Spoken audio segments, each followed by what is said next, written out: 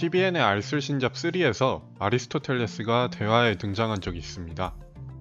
자연과학의 시초로 불리는 아리스토텔레스의 황당한 생각들이 주제였죠. 예를 들면 아리스토텔레스는 인간의 생각은 뇌가 아니라 심장에서 나온다. 남자에서 자연적 결함이 생긴 것이 여자다와 같은 주장을 했습니다. 아무리 지금으로부터 먼 과거였지만 어떻게 과학자로서 이처럼 비합리적인 생각을 쉽게 품었을지 의문스럽다는 얘기였죠. 이때 김상욱 박사가 말합니다. 아리스토텔레스는 과학자가 아니다. 이 말은 보통 우리가 알고 있는 사실과는 다른 말이었습니다. 우리가 흔히 알기로 아리스토텔레스는 플라톤의 형이상학에 반대해 우리 주변의 자연을 관찰했던 철학자로 과학이란 학문의 출발점이라고까지 일컬어지는 인물입니다. 그런데 김상욱 박사는 왜 그런 말을 했을까요? 사실 아리스토텔레스는 과학뿐만 아니라 형이상학, 논리학, 정치 철학, 윤리학, 시학, 수사학 등의 분야에 통달한 만학의 아버지였습니다. 스승 플라톤이 그를 책벌레라 부를 정도로 아리스토텔레스의 근면성과 재능은 확실히 탁월했죠. 플라톤은 제자들 중 아리스토텔레스를 각별히 아꼈고 아카데미의 정신이라 부르며 입이 닳도록 칭찬했습니다. 아리스토텔레스 또한 플라톤을 존경하며 그 밑에서 20여 년 동안 학문을 배웁니다.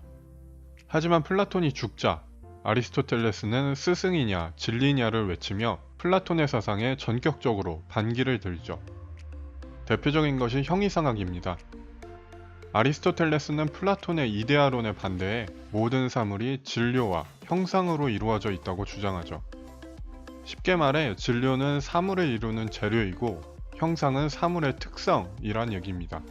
예를 들어 나무를 깎아 기둥을 만들었다고 하면 나무는 진료가 되고 기둥은 형상이 되는 식이죠.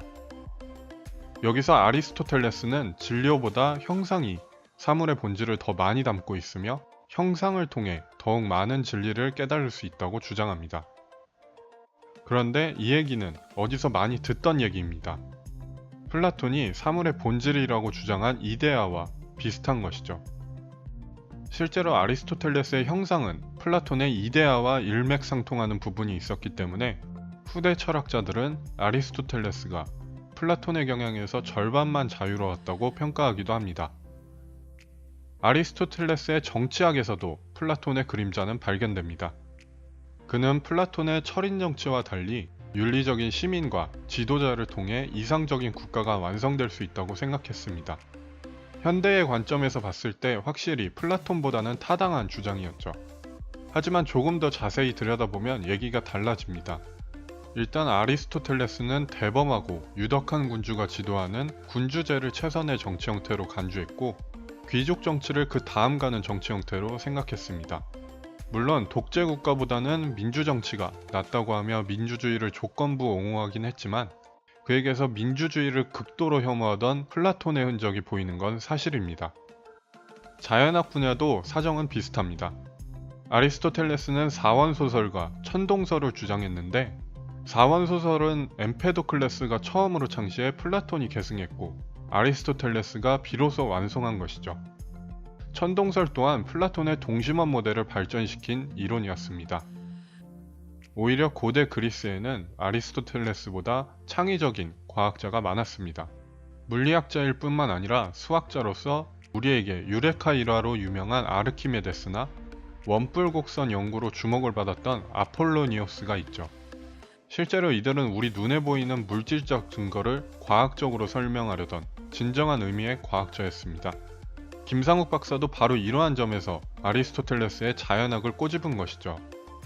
물질적 증거보다 목적론적 세계관에 입각해 결론을 미리 정해놓고 추론해 나가는 아리스토텔레스의 방식을 과학자의 방식으로 인정하기는 어렵다는 얘기였습니다. 하지만 이러한 결함이 있다고 해서 아리스토텔레스가 훌륭하지 않다는 얘기는 아닙니다. 실제로 그의 업적은 무궁무진합니다. 3단 논법을 통해 역사상 처음으로 논리학을 연구한 것이 아리스토텔레스였고 윤리학 분야에서도 중용의 개념을 도입해 비교적 명쾌하게 올바른 삶의 방식을 제시했습니다. 분명히 아리스토텔레스는 그리스 사상이 가장 창조로웠던 시기에 가장 돋보였던 철학자였죠.